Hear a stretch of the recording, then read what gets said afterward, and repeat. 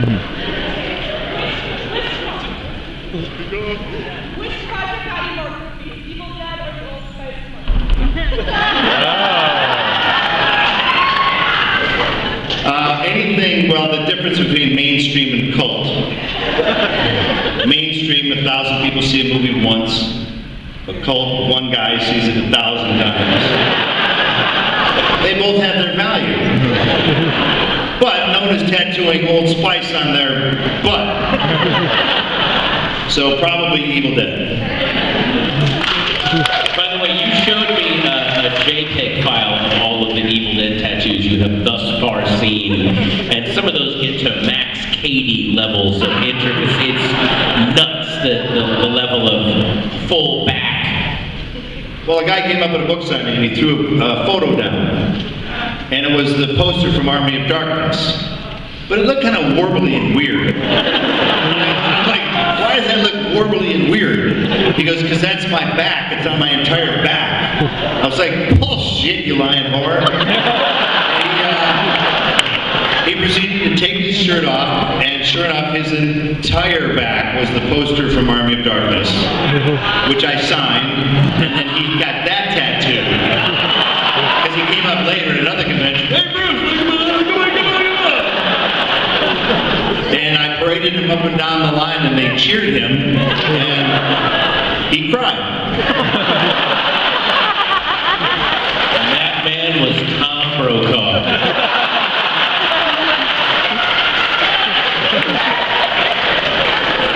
I see some very, yeah, that guy right there, yeah.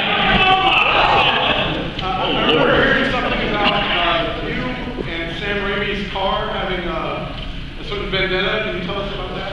Well, I don't know what happened in Sam Raimi's car, sir, but something wonderful probably did. Something along the lines of an early horror or something.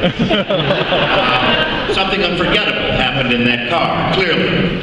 Because he then proceeded to put it in every single one of his movies, including Quick and the Dead. Quick and the Dead is a Western. They hadn't invented 1973 Delta 88s at that point. Where was it? The son of a bitch had it stripped down to its chassis, and he put a wagon on top of it. So that he could say that that stupid jackass car that I've tried to kill my entire adult life could be in every little movie that I made. Go see Oz the Great and Powerful. It's in that movie. It's in Oz the Great and Powerful. And you can tell you how he did it. You told me where it is. It is in there. It's in there. It is. You gotta really look closely. Think steampunk.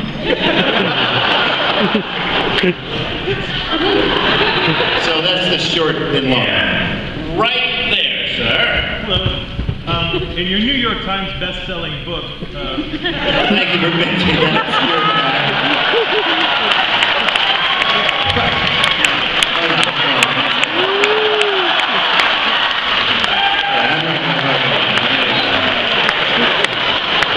We have people who can take that to you. There's a shiny nickel for whoever says jack of all trades. Okay, but you were saying about my best-selling book. The foreword appears to be written by my editor.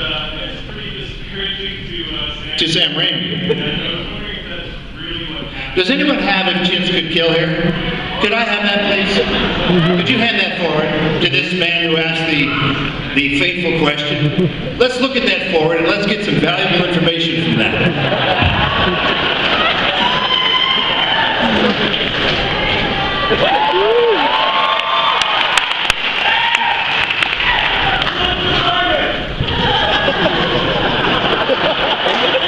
Wait, that's Katie Lang. Okay. The foreword that you're referring to, written with disparaging remarks toward Mr. Sam Raimi. Foreword by Ivan and Sam Raimi.